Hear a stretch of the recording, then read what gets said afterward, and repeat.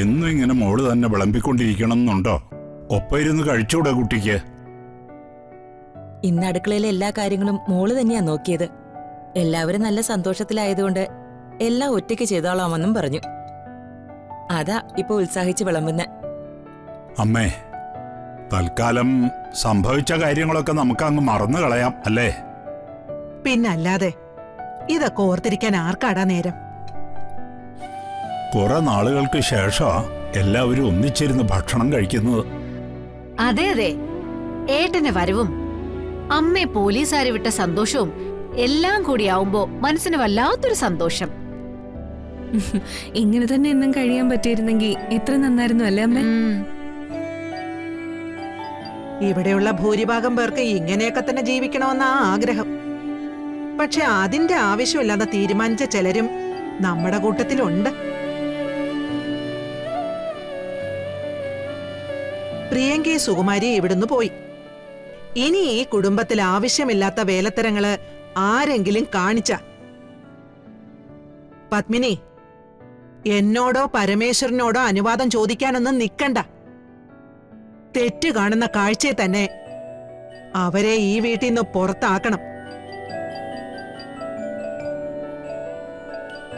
ഇനി അതൊക്കെയാണമ്മേ ഞാനും തീരുമാനിച്ചിരിക്കുന്നത്. ക്ഷമിക്കാൻ നമ്മൾ തീരുമാനിച്ചാലേ ചെയ്യുന്നവരുടെ അഹങ്കാരം കൂടത്തേ ഉള്ളൂ.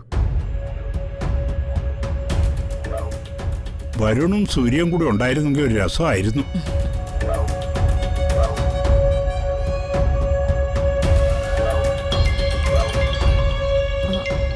മോളുടെ ഫോണല്ലേ? ആ,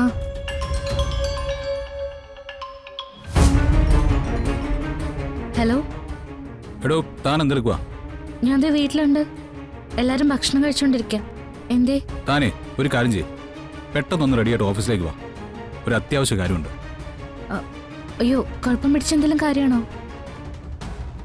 അത് ഞാൻ താൻ വന്നിട്ട് പറയാം. താനൊന്ന് പെട്ടെന്ന് വാ. ആ, അമ്മ വരുണ വിളിച്ച് എന്നോട് പെട്ടെന്നൊന്ന് ഓഫീസിലേക്ക് ചെല്ലാൻ പറഞ്ഞു. അവിടെ എന്താ മോളെ അത്യാവശ്യം? അറിഞ്ഞൂടാ, വേഗം ചെല്ലണമെന്നാ പറഞ്ഞേ. എന്നാ മോള് വേഗം കഴിച്ചിട്ട് പൊക്കോ.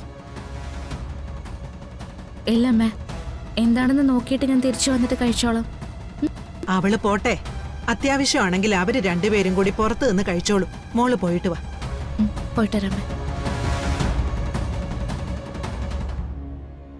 എന്താണാവോ പ്രത്യേകിച്ച്? ഓ, അച്ഛൻ ഇനി അതാലോചിച്ച് തലപുകയ്ക്കൊന്നും വേണ്ട. വരുൺ ഇങ്ങനത്തെ കുസൃതികൾ ഒരുപാട് കാണിക്കാറുള്ളതല്ലേ. ഇപ്പോഴും പ്രേമിച്ച് നടക്കുന്ന പിള്ളേരാണെന്നല്ലേ അവരുടെയൊക്കെ ധാരണ. അസൂയപ്പെട്ടിട്ട് കാര്യമൊന്നുമില്ല. പരസ്പരം സ്നേഹിക്കുന്ന ഭാര്യ ഭർത്താക്കന്മാര് എപ്പോഴും കൊച്ചുകുട്ടികളെ പോലെ തന്നെ ആയിരിക്കും. സ്വന്തം ജീവിതത്തിൽ അതുണ്ടാക്കാൻ കഴിയാത്തേന് നീ മറ്റുള്ളവരെ കുറ്റം പറഞ്ഞിട്ടൊന്നും കാര്യമില്ല. ആ, നീ കഴിക്ക്.